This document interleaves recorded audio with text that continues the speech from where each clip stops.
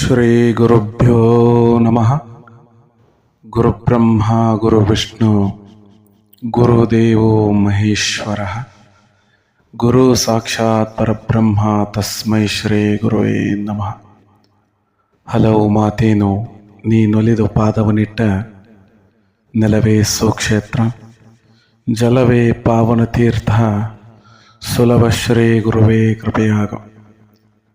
ಪ್ರಾತಸ್ಮರಣೀಯರಾದ ಎಲ್ಲ ಪೂಜ್ಯರಲ್ಲೇ, ಅವಧೂತರಲ್ಲೇ, ಶರಣರಲ್ಲೇ, ಸಂತರಲ್ಲೇ, ಸತ್ಪುರುಷರಲ್ಲೇ, ತಂದೆ ತಾಯಿಯ ಸ್ವರೂಪರಾದ ತಮ್ಮೆಲ್ಲರ ಪಾದಾರವಿಂದಗಳಿಗೆ ಕೋಟಿ ಕೋಟಿ ಪ್ರಣಾಮಗಳನ್ನು ಸಲ್ಲಿಸುತ್ತಾ, ಇವತ್ತಿನ ದಿವಸ ಶ್ರೀ ಸಮರ್ಥ ಸದ್ಗುರು ಆರುಡ ಸಂಗನ ಬಸವೇಶ್ವರ ಶಿವಯೋಗಿಗಳ ಚರಿತಾಮೃತದ ಮುಂದುವರಿದ ಭಾಗವನ್ನು ನಾವು ತಿಳಿದುಕೊಳ್ಳೋಣ.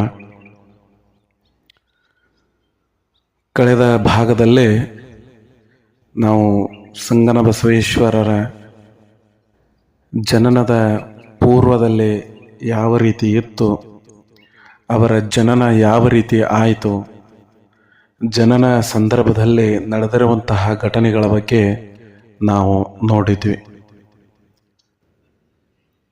ಪ್ರಸವದ ಸಂದರ್ಭದಲ್ಲಿ ಮಗು ಮೇಲ್ಮುಖ ಮಾಡಿ ಜನಿಸಿ ಕಿವಿಗೆ ಕಿವಿಹಾಲಿ ರಂಧ್ರಗಳು ಇರುವುದನ್ನು ನಾವು ತಿಳ್ಕೊಂಡಿದ್ವಿ. ಅದಾದ ನಂತರ ನೋಡ್ರಿ ಘಟನೆ ಹಿಂಗೆ ನಡೀತಲ್ಲ. ಸೂಲಗಿತ್ತಿಯರು ಪ್ರಸವ ವೇದನೆಯನ್ನು ಏನು ನೋಡಿ ಬಂದಿದ್ರು, ಸುಖ ಪ್ರಸವನ್ನ ಮಾಡಿಸಿದ್ರು, ಮಗುವನ್ನು ನೋಡಿ ಮುದ್ದಾಡಿದ್ರು. ಎಂತಹ ಸ್ಫುರದ್ರೂಪಿಯಾದ ಮಗು ಅಂಥೇಳಿ, ಇಂಥ ಮಗುವನ್ನು ನಾವು ಎಂದೂ ಕಂಡೇ ಇಲ್ಲ ಅಂಥೇಳಿ ಅವರು ಕೂಡ ಹರ್ಷವನ್ನು ವ್ಯಕ್ತಪಡಿಸಿದ್ರು. ಅದರ ಜೊತೆ ಈ ಮಗುವಿಗೆ ಕಿವಿ ಹಾಲಿಗಳು ಇರುವುದರಿಂದ ರಂಧ್ರಗಳು ಏನಿದ್ದೋಲ್ಲ, ಅದಕ್ಕೆ ಅವರು ಕೂಡ ಈ ಮಗು ಸಾಕ್ಷಾತ್ ದೈವಿ ಸ್ವರೂಪದ ಮಗು ಆಗೈತಿ, ಇಂತಹ ಕೆಲಸವನ್ನು ನಾವೇ ಮಾಡಿರುವಂಥದ್ದು, ನಾವು ಎಷ್ಟು ಪುಣ್ಯವಂತರು ಅಂಥೇಳಿ ಆ ಮಗುವಿಗೆ ನಮಸ್ಕಾರ ಅವರು ಕೂಡ ಮಾಡಿದ್ರು ನೋಡ್ರಿ. ಬಹಳ ಸಂತೋಷ ಆಗಿತ್ತು ಈ ಕಡೆ ಆ ಮಗುವಿನ ತಂದೆ ತಾಯಿಗಳಿಗೆ. ಮೂರನೇ ಮಗುವಾಗಿ ಸಂಗನ ಬಸವೇಶ್ವರರ ಜನನ ಆಗಿತ್ತು. ಬಹಳ ಸಂತೋಷದ ಕ್ಷಣ. ಯಾಕಂದ್ರೆ ಏನು ಅವರಿಗೆ ಸ್ವಪ್ನ ಆಗಿತ್ತು, ಮತ್ತು ತಂದೆ ಅವರಿಗೆ ಗುರುವಾಣಿ ಮೊದಲೇ ಆಗಿತ್ತು, ಅದರ ಪ್ರಕಾರ ಈ ಮಗುವಿನ ಜನನ ಆಯಿತು. ಪ್ಲೇಗ್ ರೋಗದಿಂದ ಏನು ಆ ರಾಂಪುರ ಹಳ್ಳಿಯನ್ನು ಬಿಟ್ಟು ಇವರು ಈ ಕಡೆ ಬಂದು ನೆಲೆಸಿದ್ರಲ್ಲ, ಆ ಪ್ರದೇಶವೆಲ್ಲ ಒಂದು ಕೈಲಾಸದ ರೀತಿ ಗೋಚರ ಆಗ್ತಿತ್ತು. ಇಂತಹ ಪ್ರದೇಶದೊಳಗೆ ಇಂಥ ಅದ್ಭುತವಾದ ಮಗು ಹುಟ್ಟೈತಿ ಅನ್ನುವಂತಹ ಸುದ್ದಿ ರಾಂಪುರ ಭಾಗಕ್ಕೆಲ್ಲ ಹಬ್ಬಿಬಿಡ್ತು. ಎಲ್ಲರೂ ಮಗು ನೋಡಕ್ಕೆ ಬರೋರು, ಎಷ್ಟು ಮುದ್ದಾಗೈತಿ ಅಂತ ಹೇಳಿ. ವಿಪರ್ಯಾಸವೋ ಏನೋ, ತಾಯಿಗೆ ಒಂದು ರೀತಿ ಚಿಂತೆ ಕಾಡ್ಲಿಕ್ಕಿತ್ತು. ಯಾಕಂತಂದ್ರೆ ಮಗು ಹುಟ್ಟಿದ ಕೂಡಲೇ ಅಳಲಿಕ್ಕೆ ಶುರು ಮಾಡ್ತೈತಿ. ಆದ್ರೆ ಈ ಮಗು ಹುಟ್ಟಿ 2 ದಿವಸ ಕಳೆದ್ರೂ ಕೂಡ ಮಗು ಅಳಲಿಲ್ಲ, ಕಣ್ಣು ತೆಗೆದು ನೋಡಲಿಲ್ಲ. ತಾಯಿಗೆ ಒಂದು ರೀತಿ ಚಿಂತೆ, ಇಂಥ ಅದ್ಭುತವಾದ ಮಗುವನ್ನ ಕೊಟ್ಟಿ ಗುರುವೇ ನೀನು, ಆದ್ರೆ ಮಗು ಅಳ್ತಾನೂ ಇಲ್ಲ, ಈ ಕಡೆ ಕಣ್ಣು ತೆಗೆದು ನೋಡ್ತಾನೂ ಇಲ್ಲ. ಕುರುಡು ಮಗುವನ್ನ ಕೊಟ್ಟಿವೋ ಹೆಂಗೋ, ಅಥವಾ ಮೂಕ ಮಗುವನ್ನ ಕೊಟ್ಟಿವೋ ಹೆಂಗೋ ಅಂಥೇಳಿ ನೆನೆಸ್ಕೊಂಡು ದುಃಖಿತಳಾದಳು. 2 ದಿವಸ ಕಳೀತು, 3 ದಿವಸ ಕಳೀತು. ಆ ಯಾವ ಲಕ್ಷಣಗಳು ಮಗುವಿನೊಳಗೆ ಕಾಣಲಿಲ್ಲ. ಮಗು ಅಳಲಿಲ್ಲ, ಕಣ್ಣು ತೆಗೆದ ನೋಡ್ಲಿಲ್ಲ.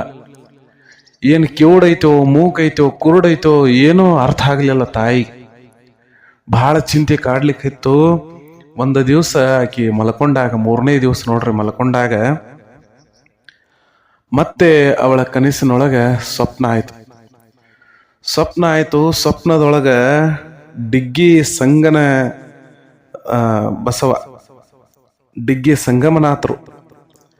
ಆ ಸಂಗಮನಾಥ ಕನಸಿನೊಳಗೆ ಬಂದು ಹೇಳಿದಂತ, ಏನು ಚಿಂತೆ ಮಾಡಬೇಡವ, ಎಲ್ಲ ಒಳ್ಳೇದಾಗ್ತೈತಿ ಅಂತ ಹೇಳಿ. ಆವಾಗ ತಾಯಿ ಸಂಗಮನಾಥಕ್ಕೆ ಬೇಡ್ಕೊಂಡ್ಳು, ಯಪ್ಪ ಏನು ಕರುಣಿಸಿದಿ, ಇಂಥ ಅದ್ಭುತವಾದ ಕೂಸನ್ನು ಕರುಣಿಸಿದಿ, ಆದ್ರೆ ನನಗೆ ಈ ಚಿಂತೆ ಕಾಡ್ಲಿಕ್ಕತ್ತೈತಿ, ಹೆಂಗಾದ್ರೂ ಮಾಡಿ ಅದನ್ನು ಬಗೆಹರಿಸು ಅಂಥೇಳಿ ಅವಳು ಕೂಡ ಬಹಳ ಅಂಗಲಾಚಿ ಆ ಡಿಗ್ಗಿ ಸಂಗಮನಾಥನನ್ನ ಬೇಡ್ಕೊಂಡ್ಳು. ಆ ಸಂಗಮನಾಥ ಇವಳಿಗೆ ಆಶೀರ್ವಾದ ಮಾಡಿ ಹೇಳ್ತಾನೆ, ಏನು ಚಿಂತೆ ಮಾಡಕ್ಕೆ ಹೋಗ್ಬೇಡ, ಎಲ್ಲ ಒಳ್ಳೇದಾಗ್ತೈತಿ ಅಂಥೇಳಿ. ಅವಾಗ ಆ ಸ್ವಪ್ನದಿಂದ ಎದ್ದು ಸಂಗಮನಾಥನ ಅದು ಅಂಗಾರಿತ್ತು, ಆ ಅಂಗಾರ ತಗೊಂಡು ಹಣಿಗೆ ಹಚ್ಚಳು. ಆಶೀರ್ವಾದ ಆತಂಥೇಳಿ ತಿಳ್ಕೊಂಡು ಎಲ್ಲ ಒಳ್ಳೇದಾಕೈತೆ ಅಂಥೇಳಿ ಎದ್ದಳು. ಆ ದಿವಸ ಕಳೀತು ನೋಡ್ರಿ. ಮರುದಿವಸ ಆ ಏನು ಅವ್ರು ರಾಂಪುರ್ ಅನ್ನುವಂತಹ ಗ್ರಾಮ ಇತ್ತು, ರಾಂಪುರ್ ಗ್ರಾಮದಿಂದ ಒಂದು ಸುದ್ದಿ ಬಂತು. ಏನು ಅಂತಂದ್ರೆ ರಾಂಪುರ್ ಊರೊಳಗೆ ಕೊಡೇಕಲ್ಲು ಸ್ವಾಮಿಗಳು ಬಂದಾರಂತ. ಬಹಳ ಸಂತೋಷ ಆಯ್ತಿಕೆ. ಕೊಡೇಕಲ್ಲು ಸ್ವಾಮಿಗಳು ಬಂದಾರಂತ. ಸ್ವಾಮಿಗಳ ಮುಂದರೆ ಯಾಕೆ ನನ್ನ ಅಳಲನ್ನು ತೋಡ್ಕೋಬೇಕು ಅಂಥೇಳಿ ಅವಳಿಗೆ ಆಸೆ ಆಯಿತು. ಅವಾಗ ಈ ಸುದ್ದಿಯನ್ನು ಹೋಗಿ ಆ ಗುರುಗಳಿಗೆ ಹೇಳಿದಾಗ, ಏನು ವಿಚಾರ ಮಾಡಕ್ಕೆ ಹೋಗ್ಬೇಡ್ರಿ, ಹೆಂಗಿದ್ರು ನಾಳೆ ಐದೇಸಿ ಬರ್ತೈತಿ, ಐದೇಸಿ ದಿವಸ ಮಗುವಿಗೆ ಲಿಂಗಧಾರಣೆಯನ್ನು ನಾನು ಮಾಡ್ತೀನಿ, ಅವಾಗ ಎಲ್ಲ ಒಳ್ಳೇದಾಕೈತಿ, ಏನು ಚಿಂತೆ ಮಾಡಬೇಡ್ರಿ ಅಂಥೇಳಿ ಅಂದ್ರು. ಆಯಿತು ಅಂಥೇಳಿ ಐದೇಸಿ ದಿವಸ ಮಗುವಿಗೆ ಲಿಂಗಧಾರಣೆಯನ್ನು ಮಾಡಿದರು. ಸಂಗಮನಾಥನ ಆಶೀರ್ವಾದ ಆಗಿತ್ತು, ಡಿಗ್ಗಿ ಸಂಗಮನಾಥನ ಆಶೀರ್ವಾದ ಆಗಿತ್ತು. 5ನೇ ದಿವಸ ಈ ಕಾರ್ಯ ಮುಗಿದ ನಂತರ ನೋಡ್ರಿ, ಆ ಭಗವಂತನ ಇಚ್ಛೆಯಂತೆ ಮಗು ಕಣ್ಣು ತೆಗೆದು ನೋಡ್ತು, ಅಳ್ಳಿಕ್ಕೆ ಶುರು ಮಾಡ್ತು. ಎಷ್ಟು ಅದ್ಭುತವಾದ ಈ ಘಟನೆ ನೆನೆಸ್ಕೊಂಡ್ರ ಮೈ ಝುಮ್ ಅಂತೈತಿ ನೋಡ್ರಿ. ನೆನೆಸ್ಕೊಂಡ್ರ ಮೈ ಝುಮ್ ಅಂತೈತಿ. ಮಗುವಿಗೆ ಸಂಗಮನಾಥ ಅಂಥೇಳಿ ನೀವು ನಾಮಕರಣ ಮಾಡ್ರಿ ಅಂಥೇಳಿ ಗುರುವಿನ ಆಜ್ಞೆ ಆಯಿತು. ಅದೇ ರೀತಿ ಮಗುವಿಗೆ ನಾಮಕರಣದ ತಯಾರಿನೂ ಸಿದ್ಧತೆ ಆಯಿತು. ಅದು ಎಂತಹ ನಾಮಕರಣದ ಸಿದ್ಧತೆ ಅಂತಂದ್ರೆ, ಇಡೀ ಊರ ಸಂಭ್ರಮಾಚರಣೆ ಮಾಡ್ತಿತ್ತು. ಯಾಕಂತಂದ್ರೆ ದೈವಿ ಸ್ವರೂಪದ ಮಗು ನಮ್ಮ ರಾಂಪುರ್ ಭಾಗದೊಳಗೆ ಹುಟ್ಟೈತಲ್ಲ. ಇಂತಹ ಮಗು ಹುಟ್ಟಿದ್ದು ನಮ್ಮ ಯಾವುದು ಪೂರ್ವಜನ್ಮದ ಪುಣ್ಯವೋ ಏನೋ, ಲೋಕೋದ್ಧಾರಕನಾದಂತಹ ಮಗು ನಮ್ಮ ಗ್ರಾಮದೊಳಗೆ ಹುಟ್ಟೈತೆ ಅಂತ ಹೇಳಿ ಎಲ್ಲ ಜಾತಿ ಜನ ಅಲ್ಲಿ ಅದಾರ. ಮುಸ್ಲಿಮ್ರು ಹಿಡ್ಕೊಂಡು ಎಲ್ಲ ಜಾತಿ ಜನ ಅದಾರ. ಎಲ್ಲರೂ ಕೂಡ ಈ ಸಂಭ್ರಮದ ಕಾರ್ಯದೊಳಗೆ ತೊಡಗಿದ್ರು. ಈ ಸಂಭ್ರಮದ ಕಾರ್ಯದೊಳಗೆ ಅದು ಎಂತಹ ನೋಡ್ರಿ ಸಂತೋಷದ ಕ್ಷಣ ಅದು. ಮನೆಯೊಳಗೆ ಎಲ್ಲ ತಳಿರು ತೋರಣಗಳನ್ನು ಕಟ್ಟಿದ್ರು, ಹೂಮಾಲೆಗಳನ್ನು ತಂದಿದ್ರು, ತೊಟ್ಲ ತಂದಿದ್ರು, ಮುತ್ತಿನ ಕುಲಾಯಿಯನ್ನ ಏನಪ್ಪಾ ಅಂತಂದ್ರೆ ರೆಡಿ ಮಾಡಿದ್ರು. ಯಾರು ಬಂಗಾರದ ಇದನ್ನ ಮಾಡೋರು, ಯಾರು ಬೆಳ್ಳಿ ಏನಪ್ಪಾ ಅಂತಂದ್ರೆ ಹಾಲ್ಗಡಗ ತಂದಿದ್ರು. ಎಷ್ಟು ಸುಂದರದ ಅದ ಕ್ಷಣಗಳು. ಮನೆಯೊಳಗೆ ಉತ್ತಮ ವಾತಾವರಣ. ಮಗು ಸಂಗಮನಾಥ. ಎಲ್ಲರೂ ಸಂಗಮನಾಥ ಸಂಗಮನಾಥ ಅಂಥೇಳಿ ಆ ನಾಮಸ್ಮರಣೆಯಿಂದ ಮಗುವಿಗೆ ಆ ಹೆಸರಿಟ್ರು. ಹೆಂಗ ಬೆಳೀತಾ ಬೆಳೀತಾ ಸಂಗಮನಾಥ ಸಂಗನ ಬಸವೇಶ್ವರ ಮಹಾಸ್ವಾಮಿಗಳಾಗಿ ಬೆಳೀತಾರೆ. ಎಂಥ ಅದ್ಭುತ ಸನ್ನಿವೇಶ ಅದು, ಎಂಥ ಅದ್ಭುತ ಸನ್ನಿವೇಶ ನೋಡ್ರಿ. ಬಾಲಕ ಬೆಳೀತಾ ಬೆಳೀತಾ ಎಷ್ಟು ಒಳ್ಳೆಯ ಆ ಗುಣಲಕ್ಷಣಗಳನ್ನು ತಗೊಂಡು ಬಂದಿದ್ದ ಅಂತಂದ್ರೆ, ಬ್ಯಾರೆ ಮಗುವಿನ ಮತ್ತು ಆ ಸಂಗಮನಾಥ ಇಬ್ಬರಿಗೂ ಹೋಲಿಕೆ ಮಾಡಿದ್ರೆ ಆ ಲಕ್ಷಣಗಳ ಬೇರೆ ಇರ್ತಾವ ನೋಡ್ರಿ. ಆ ಲಕ್ಷಣಗಳೇ ಬೇರೆ. ಯಾಕಂದ್ರೆ ಪೂರ್ವಜನ್ಮದ ಪುಣ್ಯದಿಂದ ಈ ಮಗು ಜನಿಸದ. ಎಲ್ಲ ಕರ್ಮ ಸಿದ್ಧಾಂತವನ್ನ ತಗೊಂಡು ಉತ್ತಮವಾದ ಕರ್ಮಗಳನ್ನ ಮಾಡಿದಂತಹ ಮಗು ಮರುಜನ್ಮ ಆದ ನಂತರ ಅಂತಹ ಕಾರ್ಯಗಳನ್ನೇ ಮಾಡ್ತೈತಿ ವಿನಃ ಬೇರೆ ಕಾರ್ಯಗಳನ್ನ ಮಾಡ್ಲಿಕ್ಕೆ ಸಾಧ್ಯದ ಏನೋ? ಇಲ್ಲವೇ ಇಲ್ಲ. ಹೀಗಿದ್ದಾಗ ಬೆಳೀತಾ ಬೆಳೀತಾ ಮಗು ಬಹಳ ಚೂಟಿಯಿಂದ ನೋಡ್ರಿ ಎಷ್ಟು ಪ್ರಿಯವಾದ ಮಗು ಆಗಿತ್ತು ಅಂತಂದ್ರೆ, ಇವ್ರ ಮನೆ ಹತ್ರ ಹಲವಾರು ಮುಸಲ್ಮಾನರ ಮನೆಗಳಿದ್ದು, ಹಲವಾರು ಅನ್ಯ ಜಾತಿಯ ಮನೆಗಳಿದ್ದು. ಯಾರ ಮ್ಯಾಗೂ ಕೂಡ ಬಾಲಕ ಸಂಗಣ್ಣ ಭೇದ ಭಾವ ತೋರಿಸಿಲ್ಲ. ಇಲ್ಲ, ಎಲ್ಲರ ಮನೆಗೆ ಹೋಗ್ತಿದ್ದ, ಎಲ್ಲರ ಮನೆಗೆ ಹೋಗ್ತಿದ್ದ. ಎಲ್ಲರ ಮನ್ಯಾಗ ಏನಪ್ಪಾ ಅಂತಂದ್ರ ಆಟ ಆಡ್ತಿದ್ದ, ಊಟ ಮಾಡ್ತಿದ್ದ, ಒಮ್ಮೊಮ್ಮೆ ಅಲ್ಲೇ ಮಲ್ಕೊಂತಿದ್ದ. ಆ ಎಲ್ಲ ಜಾತಿ ಅನ್ಯ ಜಾತಿ ಹುಡುಗರೆಲ್ಲ ಸೇರಿ ಬಾಲಕ ಸಂಗಣ್ಣನ ಜೊತೆ ಎಷ್ಟು ಪ್ರೀತಿಯಿಂದ ಅವ್ರು ಆಟ ಆಡ್ತಿದ್ರು, ಬೆಳಿತಿದ್ರು.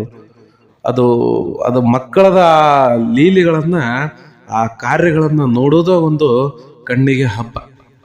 ಅಷ್ಟು ಅದ್ಭುತ ಆಟ ಆಡೋರು. ಹೀಗಿದ್ದಾಗ ಒಂದು ಘಟನೆ ನಡೀತು.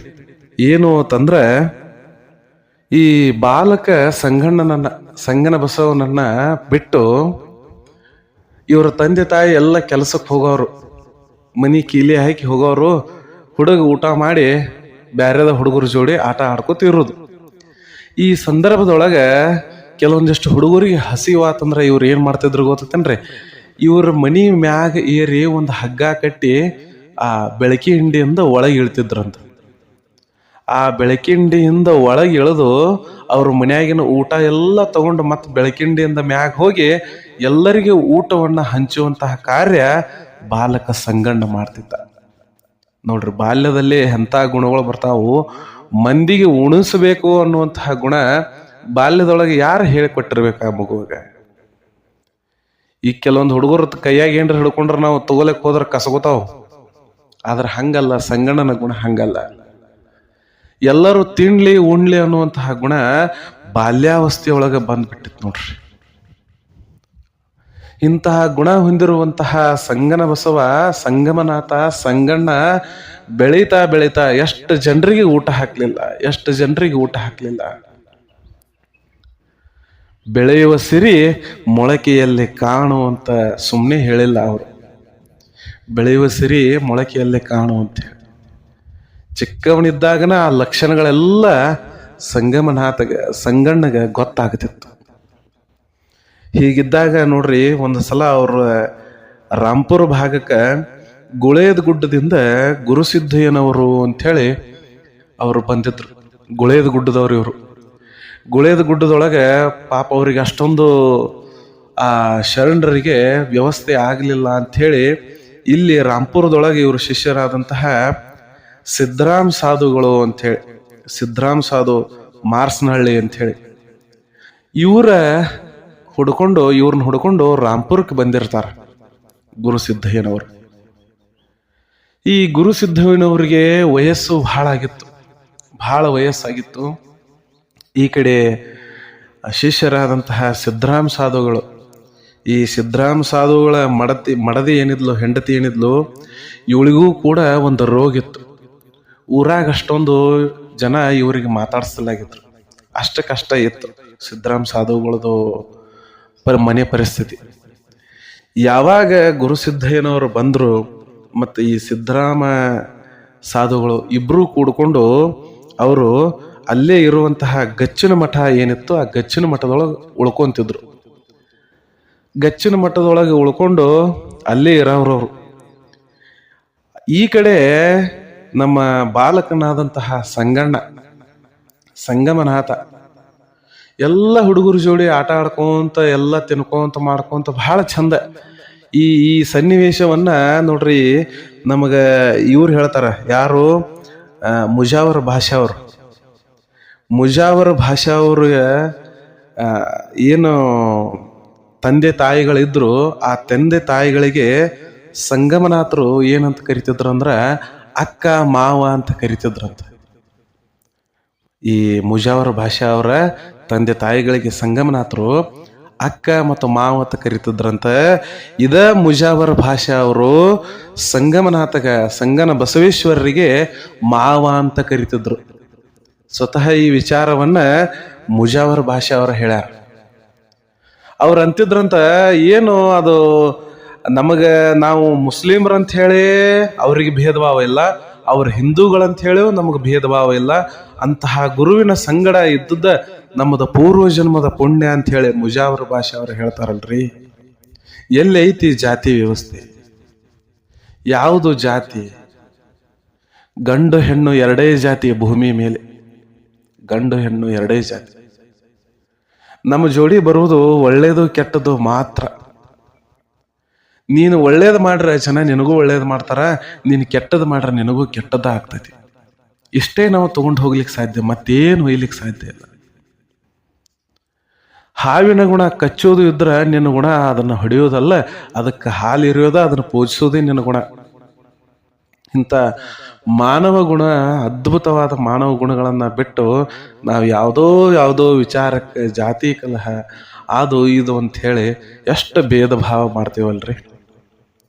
ಆದರೆ ಈ ಸಂಗಮನಾಥ ಹಂಗಿಲ್ಲಾಗಿದ್ದ. ಎಲ್ಲ ಹುಡುಗರ ಜೋಡಿ ಆಟ ಆಡ್ಕೊಂತ ಗಚ್ಚಿನ ಮಠದ ಮುಂದೆ ಹಾದು ಹೋಗೋತ್ ಮುಂದೆ ಗುರು ಸಿದ್ದಯ್ಯನವ್ರು ಕುಂತಿದ್ರಂತ. ಇಲ್ಲೇ ಗುರು ಸಿದ್ದಯ್ಯನವ್ರಿಗೆ ವಯಸ್ಸಾಗ್ಯದ, ಭಾಳ ಉದ್ದನೆ ದಾಡಿ ಬಿಟ್ಟಾರ, ತಲೆ ಕೂದಲೆಲ್ಲ ಉದ್ದಗೆ ಬಿಟ್ಟಾರ. ಈ ಕಾವಿ ಧಾರಣೆಯನ್ನ ಮಾಡ್ಕೊಂಡು ಕೂತಾರ, ಕೈಯೊಳಗೆ ಬೆತ್ತಾದ ಹಿಡ್ಕೊಂಡ ಕುಂತು ಬಿಟ್ಟಾರ ಗಚ್ಚಿನ ಮಠದೊಳಗೆ. ಎಲ್ಲ ಹುಡುಗರೆಲ್ಲ ಆಟ ಆಡ್ಕೊಂತ ಬಂದು ಈ ಗಚ್ಚಿನ ಮಠದ ಮುಂದೆ ಹಾದು ಹೊಂಟಿದ್ದು. ಆ ಸಂದರ್ಭದೊಳಗೆ ನೋಡ್ರಿ, ಗುರು ಸಿದ್ದಯ್ಯನವ್ರಿಗೆ ಒಂದು ಪ್ರಸಂಗ ಆಗಿತ್ತು. ಏನು ಅಂತಂದ್ರೆ ಬಹಳ ಹಸಿವಾಗಿತ್ತು ಗುರು ಸಿದ್ದಯ್ಯನವ್ರಿಗೆ. ಈ ಕಡೆ ಶಿಷ್ಯ ಸಿದ್ದರಾಮ ಸಾಧುಗಳು ಇಲ್ಲ, ಅವರು ಕೂಡ ಎಲ್ಲೇ ಹೋಗಿಬಿಟ್ಟಾರ. ಇಲ್ಲಿ ಗುರು ಸಿದ್ದಯ್ಯನವರಿಗೆ ಬಹಳ ಹಸಿವಾಗಿಬಿಟ್ಟಾರ. ಇಂಥ ಹಸಿವಾದ ಸಂದರ್ಭದಲ್ಲಿ ಯಾರ್ದಾದ್ರೂ ಮನೆಗೆ ಹೋಗಿ ಭಿಕ್ಷಾಟನೆ ಮಾಡಬೇಕಂದ್ರೆ ಆ ತ್ರಾಣ, ಆ ಶಕ್ತಿ ಗುರು ಸಿದ್ದಯ್ಯನವ್ರ ಹತ್ರ ಇಲ್ಲ. ತುಂಬಾ ವಯಸ್ಸಾಗಿದೆ. ಕಾಲಿನ ಭಾಗ, ಸೊಂಟದ ಕೆಳಗಿನ ಭಾಗ ಏನೈತಿ ಅದು ಶಕ್ತಿ ಕಳ್ಕೊಂಡಿತ್ತು. ಬಹಳ ಯೋಗ ಪ್ರವೀಣರು ಇವರು. ಎಂಥ ಯೋಗ ಪ್ರವೀಣರು ಅಂತಂದ್ರೆ, ಇವರು ಶ್ವಾಸವನ್ನ ಹಿಡಿದ್ರು ಅಂತಂದ್ರೆ ಒಂದೊಂದು ದಿವಸಗಟ್ಲೆ ಶ್ವಾಸವನ್ನ ಹಿಡ್ಕೊಂಡು ಯೋಗಾಸನ ಮಾಡೋರು, ಅಂತಹ ಯೋಗ ಪ್ರವೀಣರು. ಆ ರೀತಿ ಯೋಗ ಮಾಡೋ ಸಂದರ್ಭದೊಳಗೆ ಇವರ ಸೊಂಟದ ಕೆಳಗಿನ ಭಾಗ ಸ್ವಲ್ಪ ಶಕ್ತಿಯನ್ನ ಕಳ್ಕೊಂಡಿತ್ತು. ಹೀಗಿದ್ದಾಗ ವಯಸ್ಸು ಆಗೈತಿ, ಶಕ್ತಿನೂ ಇಲ್ಲ ಕಾಲಾಗ. ಯಾರ ಮನೆಗೆ ಹೋಗಿ ಭಿಕ್ಷಾಟನೆ ಮಾಡ್ಬೇಕು ಅನ್ನುವಂಥ ಪರಿಸ್ಥಿತಿನೂ ಇಲ್ಲ. ಹೀಗಿದ್ದಾಗ ಮಕ್ಕಳೆಲ್ಲ ಆಡ್ಕೊಂತ ಗಚ್ಚಿನ ಮಟ್ಟದ ಮುಂದೆ ಬರ್ಲಿಕ್ಕತ್ತಾವ. ನೋಡ್ತಾರ, ಕರೀತಾರ, ಬರ್ರಿಪಾ ಇಲ್ಲಿ ಬರ್ರಿ ಅಂತ ಹೇಳಿ. ಅವಾಗ ಎಲ್ಲ ಹುಡುಗರು ಇವ್ರನ್ನ ನೋಡಿ ಗಾಬರಿ ಆಗಿಬಿಟ್ಟು. ದೊಡ್ಡ ದಡೂತಿ ದೇಹ, ಉದ್ದನ ದಾಡಿ, ತಲೆ ಕೂದಲೆಲ್ಲ ಕೆದರ್ಕೊಂಡಾರ, ಕೈಯೊಳಗೆ ಬೆತ್ತದ. ಗಾಬರಿಯಾಗಿ ಹುಡುಗರೆಲ್ಲ ಓಡಿ ಹೋಗ್ಬಿಟ್ಟು. ಆದ್ರೆ ಬಾಲಕ ಸಂಗಣ್ಣ ಮಾತ್ರ ಹೋಗಲಿಲ್ಲ. ಸಂಗಣ್ಣ ಬಾಲಕ ಏನ್ ಮಾಡಿದ, ಆ ಗುರು ಸಿದ್ದಯ್ಯನವ್ರ ಹತ್ರ ಬಂದು, ಯಾರ್ರಿಯಪ್ಪ ನೀವು, ಏನು ಬೇಕಾಗಿತ್ತು ನಿಮಗ? ಅವಾಗ ಸಂಗಣ್ಣ ನೋಡ್ರಿ, ಈ ಮಾತನಂದಾಗ ಗುರು ಸಿದ್ದಯ್ಯನವರಿಗೆ ಬಹಳ ಅದೇನೋ ಒಂದು ಮನಸ್ಸಿನೊಳಗೆ ಸಂತೋಷದ ಭಾವ. ತಲೆ ಮ್ಯಾಗ ಕೈಯಾಡ್ಸ್ಕೊಂತ ಹೇಳ್ತಾರಂತ, ತಮ್ಮ ನನಗ ಹಸುವಾಗೈತ, ತಡಿ ಅಜ್ಜ, ನೀ ಏನು ವಿಚಾರ ಮಾಡಕ್ ಹೋಗ್ಬೇಡ ಅಂತೇಳಿ ಕ್ಷಣಾರ್ಧದೊಳಗೆ ಬಾಲಕ ಸಂಗಣ್ಣ ನೋಡ್ರಿ ಅವ್ರ ಮನಿಗೆ ಹೋಗಿ ಊಟ ತಂದಕ್ಸಿಂದ ಅವ್ರಿಗೆ ಕೊಟ್ಟ. ಎಲ್ಲ ಗುರು ಸಿದ್ದಯ್ಯನವರು ಅದೇ ಗಚ್ಚಿನ ಮಠದೊಳಗೆ ಕುಂತು ಊಟ ಮಾಡಿದ್ರು. ಸಂತೃಪ್ತ ಆದ ನಂತರ ಗುರು ಸಿದ್ದಯ್ಯನವರು ಕೇಳ್ತಾರ, ಯಾರಪ್ಪ ನಿನ್ನ ಹೆಸರು ಏನು? ನನ್ನ ಹೆಸರ ಯಪ್ಪ ಸಂಗಣ್ಣ, ಸಂಗಮನಾಥ ಅಂಥೇಳಿ ಅಂದ. ಎಷ್ಟು ಒಳ್ಳೆಯ ಗುಣ ಆಯ್ತಪ್ಪ ನಿಂದು, ಹಸಿದವರಿಗೆ ಅನ್ನವನ್ನು ಹಾಕುವಂತಹ ಗುಣ, ಎಷ್ಟು ಒಳ್ಳೆಯ ಗುಣ ನೋಡ್ರಿ. ಯಾರಿಗೆ ಬರ್ಲಿಕ್ಕೆ ಸಾಧ್ಯ ಐತೆ ಅದು? ನಾವೆಲ್ಲ ಅಂತೀವಿ ಖರೆ, ನಾವೆಲ್ಲ ಚರಿತ್ರೆಗಳನ್ನು ಹೇಳ್ತೀವಿ ಖರೆ, ನೀವೆಲ್ಲ ಸಾಕಷ್ಟು ಜನ ಚರಿತ್ರೆಯನ್ನು ಕೇಳ್ತೀರಿ. ಆದರೆ ಹಸಿದವರಿಗೆ ಅನ್ನ ಹಾಕುವಂತಹ ಗುಣ ಎಲ್ಲರಿಗೆ ಬರ್ಲಿಕ್ಕೆ ಸಾಧ್ಯದ ಏನು? ಸಾಧ್ಯ ಇಲ್ಲ. ಅದು ಎಲ್ಲೋ ಲಕ್ಷದಲ್ಲಿ ಕೋಟದಲ್ಲಿ ಒಬ್ಬರಿಗೆ ಬರ್ಲಿಕ್ಕೆ ಸಾಧ್ಯ. ಅದು ನಿಸ್ವಾರ್ಥ ಭಾವ, ನಿಷ್ಕಲ್ಮಶವಾದ ಮನಸ್ಸಿದ್ದವರಿಗೆ ಮಾತ್ರ ಸಾಧ್ಯ. ಏನೋ ದೇವ್ರು ನಮ್ಗೆ ರೊಕ್ಕ ಕೊಟ್ಟ ನಾವು ಉಣಿಸ್ಬೇಕನ್ನುವುದು ಅದು ಬರಬಾರದು. ನಮಗೆ ಭಾಳ ಕೋಟಿಗಟ್ಲೆ ಆಸ್ತಿ ಐತಿ, ಅದ್ರಾಗ ಉಣ್ಲಿ ತಿನ್ಲಿ ಅಂತ ಅನ್ನುವಂಥ ಭಾವ ಬೇರೆ. ಏನೂ ಇಲ್ಲದ ಸಂದರ್ಭದಲ್ಲಿ ದುಡಿದ್ರೆ ಯಾಕೆ ಮಂದಿಗೆ ತಿನ್ನಿಸ್ತನೋ ಅನ್ನುವಂತಹ ಭಾವ ಏನಿಲ್ಲ, ಇದು ಬಹಳ ನಿಸ್ವಾರ್ಥ ಮತ್ತು ನಿಷ್ಕಲ್ಮಶವಾದ ಭಾವ. ಇಂಥ ಭಾವ ಬಾಲಕ ಸಂಗಣ್ಣನಿಗಿತ್ತು. ಬಹಳ ಸಂತೋಷ ಆಯಿತು ಗುರು ಸಿದ್ದಯ್ಯನವರಿಗೆ. ಗುರು ಸಿದ್ದಯ್ಯನವ್ರು ಏನಂದ್ರು, ಅವ್ರ ಹತ್ತಿಕ್ಕಿದ್ದು ಇರುವಂತಹ ಆ ಕಾಸಿತ್ತು, ನಾಣ್ಯಗಳಿತ್ತು. ಆ ಕಾಸನ್ನ ಕೊಟ್ಟು, ತಗೋಪ್ಪ ನೀ ಹೋಗಿ ಏನಾದರೂ ಅಂಗಡ್ಯಾಗ ತಿನ್ನು ಅಂತ ಹೇಳಿ ಅಂದ್ರು. ಅವಾಗ ಬ್ಯಾಡ ಬೇಡ ಇದೇನು ನನಗೆ ಬ್ಯಾಡ, ಇದೇನೇನೋ ನನಗೆ ಬ್ಯಾಡ ಅಂತ. ಯಾಕೆ ತಗೋರು ತಿನ್ನು, ಇಲ್ಲ ಬ್ಯಾಡ ಅಂತದೇನು ಬ್ಯಾಡ ನನಗೆ, ನಾ ಏನು ತಗೊಳಂಗಿಲ್ಲ ಅಂಥೇಳಿ ಬಾಲಕ ಸಂಗಣ್ಣಂದ. ರೊಕ್ಕ ಕೊಟ್ರೆ ಯಾವ ಹುಡುಗರು ಬ್ಯಾಡ ಅಂತವ್ರಿ? ನಾವು ಕಲಿಸ್ಕೊಟ್ಟಿರ್ತೀವಿ ಮನ್ಯಾಗ ಮಕ್ಕಳಿಗೆ, ಯಾರೇ ಕುಡ್ಲಾಕ ಬಂದ್ರೆ ಬ್ಯಾಡ ಬ್ಯಾಡ ಅನ್ಬೇಕು ನೀ, ಬ್ಯಾಡ ಬ್ಯಾಡ ಅನ್ಬೇಕು ನೀ ಅಂತ ಹೇಳಿ. ಹಿಂಗ ಕಲಿಸಿ ಕೊಟ್ಟ ಕಲಿಸಿದಾಗ ಅವು ಬ್ಯಾಡ ಅಂತಾವ. ವಿನಃ ಸುಮ್ನೆ ರೊಕ್ಕ ಕೊಟ್ಟು ಏನಾದ್ರು ತಗೊಂಡ್ಬರ್ರಿ, ಚಾಕ್ಲೇಟ್ ತಗೊಂಬರ್ರಿ, ಬಿಸ್ಕಿಟ್ ತಗೊಂಬರ್ರಿ ಅಂತಂದ್ರ ಯಾವ್ರೆ ಹುಡುಗರು ಬಿಡ್ಲಿಕ್ಕೆ ಸಾಧ್ಯ ಐತೆ? ಇಲ್ಲ. ಆದ್ರೆ ಬಾಲಕ ಸಂಗಣ್ಣ ಬ್ಯಾಡ ಅಂತಿದ್ದ. ಈ ಗುಣ ಗುರುಸಿದ್ದಯ್ಯನವ್ರಿಗೆ ಭಾಳ ಅಂದ್ರೆ ಭಾಳ ಹಿಡಿಸ್ಬಿಡ್ತು. ಅವಾಗ ಆಶೀರ್ವಾದ ಮಾಡ್ತಾರ ಗುರುಸಿದ್ದಯ್ಯನವರು, ನೀನು ಬೇಡುವ ಮಗನಲ್ಲ, ನೀನು ನೀಡುವ ಮಗ. ಯಾವಾಗಲೂ ನಿನ್ನ ಜೀವನ ಪರ್ಯಂತ ನೀನು ಸಾಕಷ್ಟು ಜನರಿಗೆ ನೀಡುವಂಥವನೇ ಆಗ್ತೀಯ ಹೊರತು ಬೇಡುವಂಥವನಾಗುವುದಿಲ್ಲ ಅಂಥೇಳಿ ಆಶೀರ್ವಾದ ಮಾಡಿದ್ರು ನೋಡ್ರಿ. ಏನು ಇವೆಲ್ಲ ಘಟನೆಗಳು? ನೈಜ ಘಟನೆಗಳ್ರಿ ಇವೆಲ್ಲ, ನೈಜ ಘಟನೆಗಳು. ಇಂತಹ ಘಟನೆಗಳನ್ನು ಕೇಳ್ರೆ ಮೈ ರೋಮಾಂಚನ ಆಗ್ತೈತಿ ನೋಡ್ರಿ, ಮೈ ರೋಮಾಂಚನ. ಎಂತಹ ಮಹಾಪುರುಷರು ಬದುಕಿ ಹೋಗ್ಯಾರ ನೋಡ್ರಿ ನಮ್ಮಲ್ಲಿ. ನಮ್ಮ ಕರ್ನಾಟಕದೊಳಗೆ ಎಂತೆಂತಹ ಮಹಾಪುರುಷರು ಬದುಕಿ ಹೋಗ್ಯಾರ. ಅಂತಹ ಶರಣರು, ಸಾಧುಗಳು, ಸತ್ಪುರುಷರು ಬದುಕಿದಂತಹ ಭಾಗದೊಳಗೆ ನಾವೆಲ್ಲ ಬದುಕಿವಲ್ಲ. ಎಷ್ಟು ಪುಣ್ಯ ಮಾಡಿರ್ಬೇಕು ನಾವು, ಎಷ್ಟು ಪುಣ್ಯ ಮಾಡಿರ್ಬೇಕು. ಅವ್ರ ಜೊತೆ ಇದ್ದಂಥವ್ರಂತೂ ಅವರಂತ ಪುಣ್ಯವಂತರೇ ಯಾರು ಇಲ್ಲಂತನ್ನ. ಅವ್ರ ಜೊತೆ ಇದ್ದಂಥವ್ರು, ಅವ್ರ ಜೊತೆ ನಡೆದಾಡಿದಂಥವ್ರು, ಅವ್ರ ಜೊತೆ ಆಟ ಆಡಿದಂಥ ಆ ಸ್ನೇಹಿತರು, ಇವ್ರು ಅದಾರಲ್ಲ, ಅವರಂತ ಪುಣ್ಯವಂತರು ಯಾರದಾರ್ರಿ? ಅವರಂತ ಪುಣ್ಯವಂತರು ಯಾರದಾರ? ಇಂತಹ ಸಂಗನ ಬಸವೇಶ್ವರರು ದಿನಾಲೂ ಎಷ್ಟು ದಿವಸ ಇರ್ತೀರಿ, ಅಷ್ಟು ದಿವಸ ನಾ ಊಟ ತಂದು ಕೊಡ್ತೇನೆ ಅಂತ ಹೇಳಿ ಯಾರಿಗೂ ಗೊತ್ತಾಗ್ಲಾರ್ದಂಗ ಆ ಗುರು ಸಿದ್ದಯ್ಯನವರಿಗೆ ಬಾಲಕ ಸಂಗಣ್ಣ ಊಟ ತಂದು ಕೊಡ್ತಿದ್ದ. ಬಾಲಕ ಸಂಗಣ್ಣ ಊಟ ತಂದು ಕೊಡ್ತಿದ್ದ. ಹಿಂಗ ದಿನ ಕಳಿತ ಎಲ್ಲ ಸಾಗ್ತಾ ಇತ್ತು. ಗುರು ಸಿದ್ದಯ್ಯನವರನ್ನ ಹುಡ್ಕೊಂಡು ಅದೇ ಗುಳೇದ ಗುಡ್ಡದ ಜನ ಬಂತು. ಗುರು ಎಲ್ಲಿದ್ದಾನ, ಭಾಳ ದಿವಸ ಆಯ್ತು ಬಂದಿಲ್ಲಲ್ಲ ಅಂತೇಳಿ ಹುಡ್ಕ್ಯಾಡ್ಕೊಂತ ಬಂದಾಗ ಇಂಥ ಊರಾಗ ಗುರು ಅದಾರಪ್ಪ, ಇಲ್ಲೇ ಅದಾರ ಅಂತ ಹೇಳಿ ಏನು ಅವ್ರಿಗೆ ಸುದ್ದಿ ಗೊತ್ತಾಗಿತ್ತು. ಅವರು ಗುರುವನ್ನ ಕರ್ಕೊಂಡು ಹೋಗ್ಲಿಕ್ಕೆ ಬಂದಿದ್ರು. ಗುರುವನ್ನ ಕರ್ಕೊಂಡು ಹೋಗುವಂತ ಸಂದರ್ಭ ಬಂದಾಗ ಗುರು ಸಿದ್ದಯ್ಯನವರು ತಮ್ಮ ಶಿಷ್ಯರಾದಂತಹ ಸಿದ್ಧರಾಮ ಸಾಧುವನ್ನ ಕರೀತಾರೆ.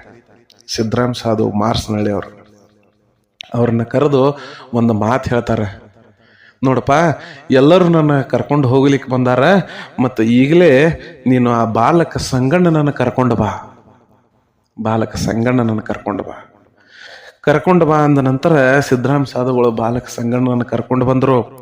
ಸಂಗಣ್ಣನನ್ನು ಕರ್ಕೊಂಡು ಬಂದು ಆ ಗುರುವಿನ ಹತ್ರ ನಿಲ್ಸಿದಾಗ ಗುರು ಸಿದ್ದಯ್ಯನವ್ರು ಅಂದ್ರು, ನೋಡಪ್ಪ ಸಂಗಣ್ಣ, ಮಗು ಬಾ ಇಲ್ಲಿ ಅಂಥೇಳಿ ತಲೆ ಮ್ಯಾಗ ಪ್ರೀತಿಯಿಂದ ಕೈ ಆಡಿಸ್ತಿದ್ರು.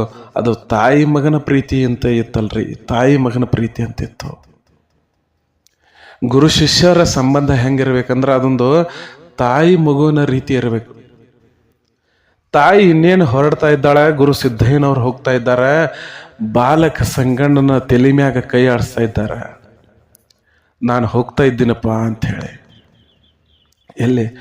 ಆ ಗುಳೇದ ಗುಡ್ಡಕ್ಕೆ ಹೋಗ್ತಾ ಇದ್ದಾರೆ. ಬಾಲಕ ಸಿದ್ದಣ್ಣನ ತಲೆ ಮ್ಯಾಗ, ಸಂಗಣ್ಣನ ತಲೆ ಮ್ಯಾಗ ಕೈ ಆಡಿಸ್ತಾ ಗುರು ಸಿದ್ದಯ್ಯನವ್ರು ಹೇಳ್ತಾ ಇದ್ದಾರೆ, ನಾನು ಹೋಗ್ತಾ ಇದ್ದೀನಿ, ನಿನಗೆ ಏನು ಬೇಕು ಕೇಳೋ, ನಿನಗೆ ಏನು ಬೇಕು ಕೇಳಂದ್ರು.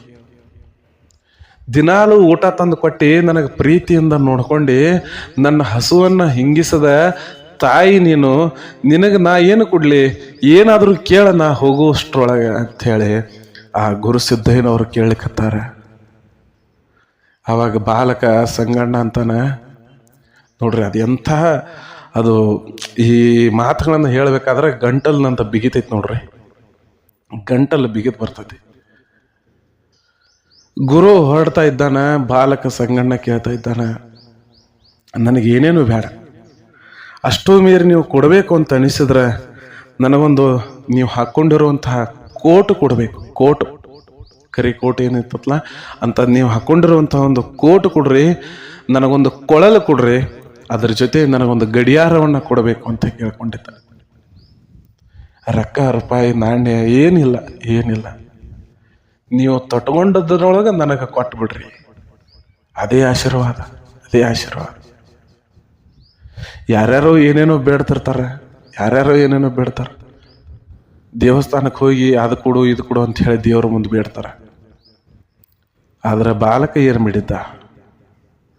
ಮೈಮೇಲಿನ ಬಟ್ಟೆಗಳು, ಮೈಮೇಲಿನ ಬಟ್ಟೆಗಳು. ಎಂತಹ ಸಂಗಣ್ಣನ ಗುಣ ಇರಬೇಕದು, ಎಂತಹ ಸಂಗಣ್ಣನ ಗುಣ ಇರಬೇಕು.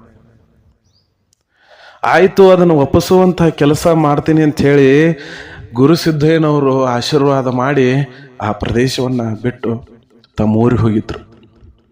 ಆ ಹೋಗುವಂಥ ಸಂದರ್ಭದೊಳಗೆ ಸಿದ್ಧರಾಮ ಸಾಧುವನ್ನ ಕರೆದು ಹೇಳ್ತಾರ, ನೋಡಪ್ಪ ಸಿದ್ಧರಾಮ, ಈ ಮಗು 18 ವರ್ಷ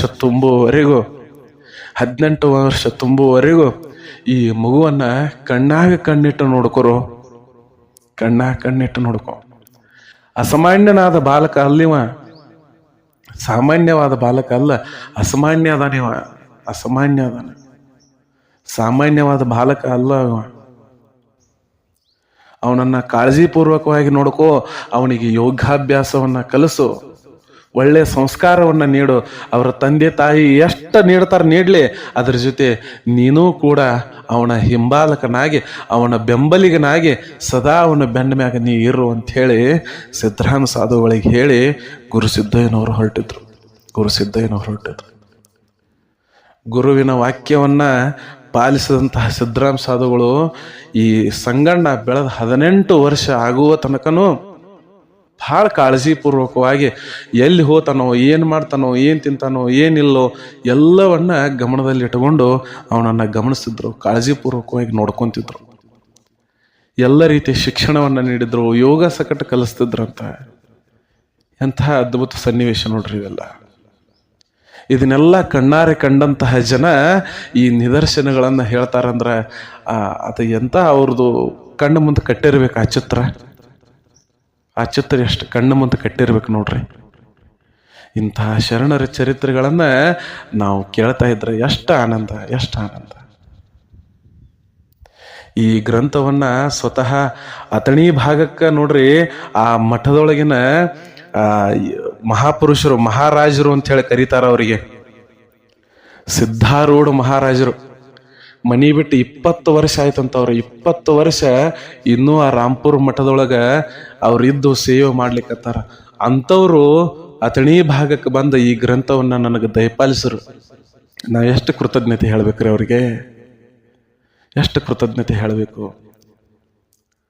ಇಂತಹ ಮಹಾಪುರುಷರ ಚರಿತ್ರೆಯನ್ನ ಹೇಳಕ್ಕೆ ಅವಕಾಶ ಮಾಡಿಕೊಟ್ಟಿರುವಂತಹ ಸಿದ್ಧಾರೂಢ ಮಹಾರಾಜರಿಗೆ ನಾವು ಎಷ್ಟು ಕೃತಜ್ಞತೆ ಹೇಳ್ರು ಕಡಿಮೆ ಐತಲ್ಲ. ಇಂತಹ ಈ ಚರಿತ್ರೆಯನ್ನ ನಾನು ನಿರಂತರವಾಗಿ ನಿಮಗೆ ಹೇಳ್ತಾ ಇರ್ತೀನಿ. ಎಲ್ಲರೂ ಸಂಪೂರ್ಣವಾಗಿ ಕೇಳ್ರಿ.